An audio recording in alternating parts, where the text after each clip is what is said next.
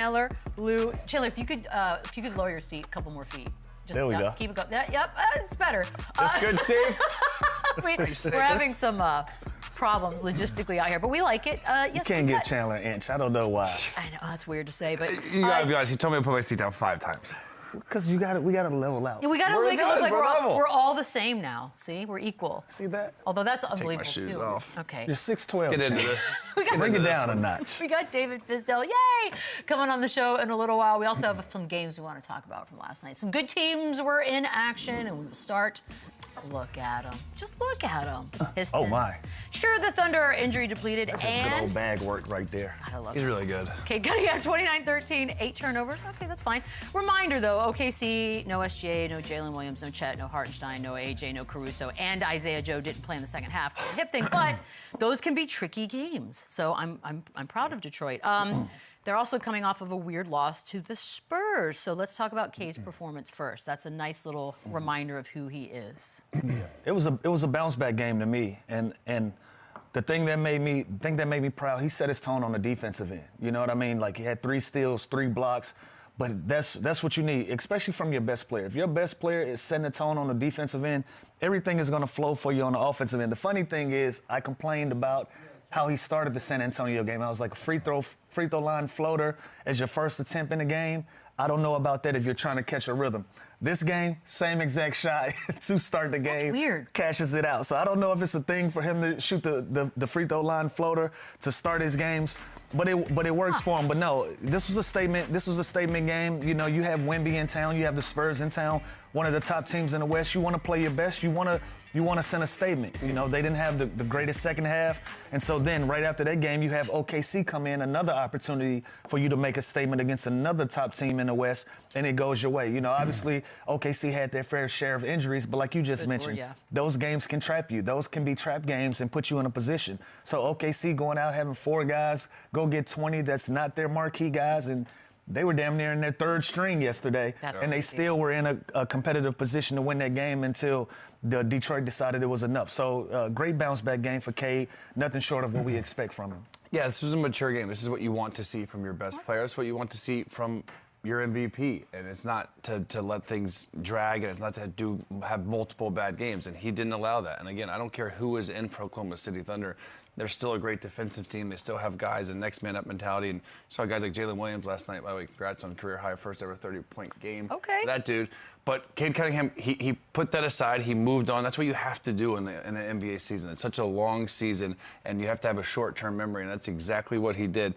Now, he did have 8 turnovers, so I'm going to nitpick a little bit on he needs to take care of the ball a lot better than he did last night. But again, that's what the Thunder do to you. They rush you. They force you to play faster than you're used to, and he's got to be more careful with the ball. But he did everything last night. He spoon-feeds Jalen Duren. Like, Jalen Duren's got to be the happiest guy on the planet, being able to play with this dude every single night, because not only is he a great two-way player and he can score in multiple different ways, he makes everyone around him better.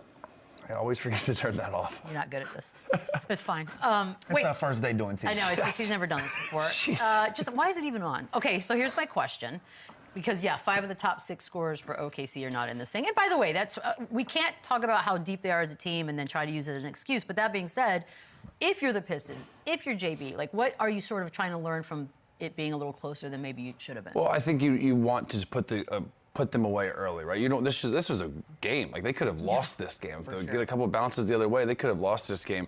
But what's interesting to me is, I don't want to say it because the Thunder are so respected. I think they're like the kings of load management and not play. Like, go on. Like, you know what I mean? Like, these guys. They sit guys. Conspiracy theory. I'm saying they sit guys that I promise you, if it was the playoffs or Game 7, could play every single night. Now, again, it's smart. It's a long season. They're deep. They're working all their guys in. They have the luxury to do that because they're such a deep team. But these guys, every single night, I don't know who. I don't know who. Like, if I was a gambling man, I could never bet on them because I don't know who's playing that night, and it doesn't matter. Again, that's kudos to their depth. That's fine. Yeah. But the point. Holy moly.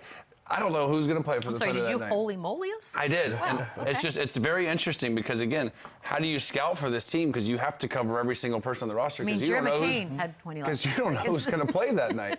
And again, it's great for them because they have that flexibility to do that. But I feel like they're not hurt. Like, if it was the playoffs right now, I think all of them would play.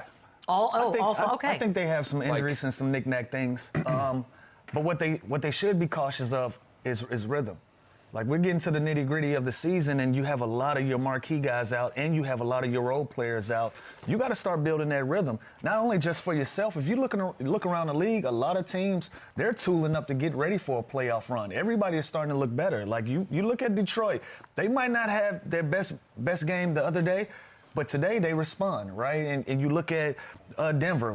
They've had their struggles, but they responded. All of these different teams right around you in your circumference, they are getting ready for a deep playoff run. And so for us, it kind of looks like, OKC is a little bit behind the 8 ball. And a lot of that starts with SGA and the injury that he's dealing with. And I feel like once he's back in the lineup, everything else will kind of fall into place. But this is around the time, February going into March, you want to see your team as a whole and start putting together the right pieces and start putting together, the right lineups and seeing what you got, especially when you go out and get a Jared McCain. Isaiah Joe is coming into his own. Wiggins is coming into his own. You have so many guys giving you good production. You want to see where all of these things fit when you have everybody available in the lineup. Yeah, this should be when they're playing their best basketball, right? And they're ready. Don't look now. The Spurs are 2 games behind them, this is a team that we're talking about a historic run, possibly break the record, unbelievable start. Now they're kind of going through some adversity here, but again, I want them to put their foot on the gas. I want them to play every single game forward. Let me ask you this, because they know what they have. I think rhythm is a thing, like having that consistency, that consistent of rotations and lineups, and to understand your role when it comes to playoff times. Like, a lot of these guys, it's great to get the minutes now in the playoffs or the regular season. In the playoffs, they're not going to be getting that, of course, unless there's an injury or something or crazy foul trouble. But I'd like to see their main guys be their main guys and play. Look, I can see both sides of the coin on this one, just because you can buy yourself a little rest. You can do all. They're a championship team, so they know what's going to be returning. And they can afford to do it. Exactly. But we've played on teams, and one of the biggest things that coaches say is, you can't flip the switch on. You can't turn it on. Like, you got to have it on at all times. OKC can afford to flip the switch on, but the only problem I have with that is, y'all got to read the room. Everybody around you has flipped the switch on already. So you don't want to be late to the party when everybody around you is already ready to roll. And so, granted, I feel differently about it than Chandler. I think these guys do have legitimate little knick-knack injuries and this and that. Obviously, SGA's been serious. We're going on a month now, not seeing him back, not seeing him on the floor. But you still, going into March, you want to have your team whole and collective and ready to roll, especially in some of these marquee matchups. They don't need any of these teams to be a measuring stick for them, but it'll be good to see. Just let me see what's going on in the East, just in case this is a potential finals matchup. It's like an F1 race, like you're managing your pit stops. So if I'm OKC and seeing this after last night with everybody that we had out of the lineup, we feel pretty good about where we stand. But again, that can be fool's gold because you don't know.